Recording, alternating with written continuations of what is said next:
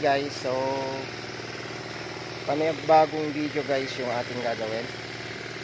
Papakita ko lang sa inyo paano yung pagpapatubig natin dito sa ating mga ampalaya. So sa mga hindi pa nakasubscribe sa aking channel, subscribe na kayo.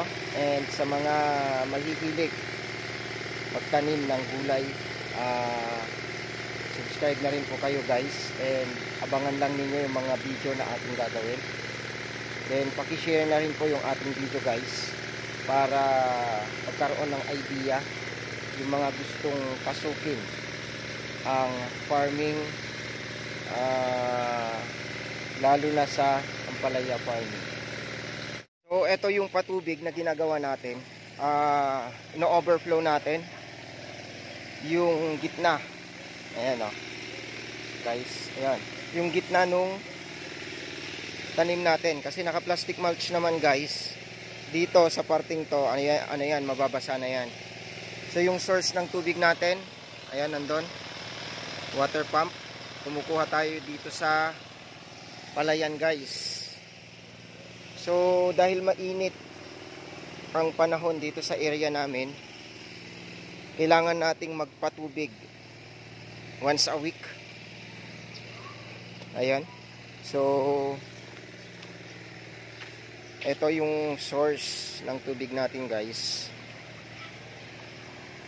Ayan.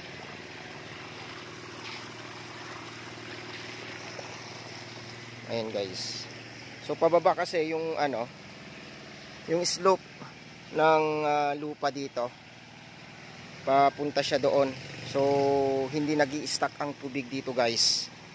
Kusang umaalis din kaagad yung tubig. Ayan. So yan. Yung tanim natin na ampalaya, karating na dito sa taas. And kumakapal na rin guys. Ayan. So ganyan yung yung patubig na ginagawa natin dito. So malapit na tayong matapos guys. Dun sa lumang ampalaya natin, tapos na tayo doon sa pagpapatubig kanina. Silipin natin guys. So isang row na lang, tapos na tayo sa pagpapatubig natin guys.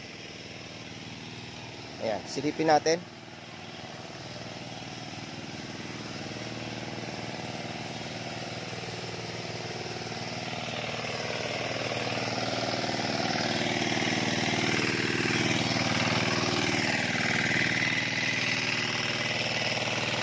Ayan. Tapos na tayo dito guys. Nag-overflow din tayo dito sa gitna. Ayan guys.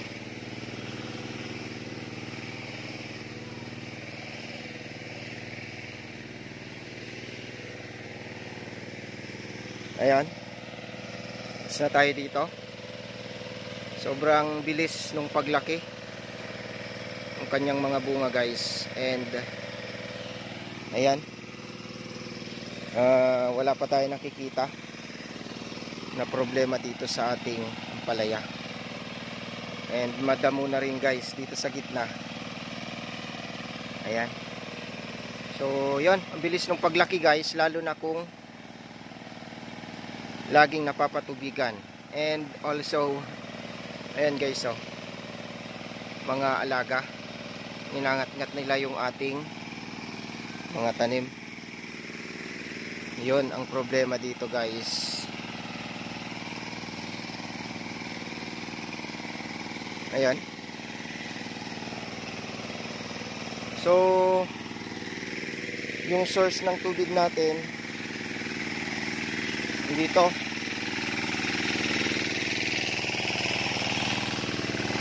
Ayan o. So dito tayo kumukuha guys.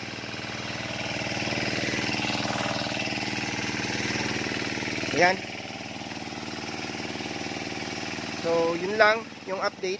Pinakita ko lang sa inyo guys yung proseso na ginagawa natin sa pagpapatubig dito sa ating ampalaya. So mamayang hapon, another harvest and mag-spray tayo ng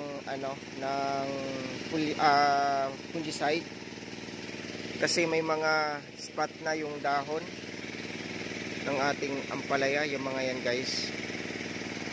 Ayan o. So yon, para makontrol natin yung mga fungus and bacteria dito sa ating taniman ng ampalaya.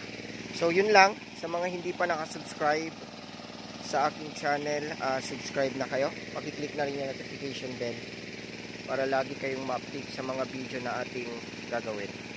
So God bless po sa ating lahat.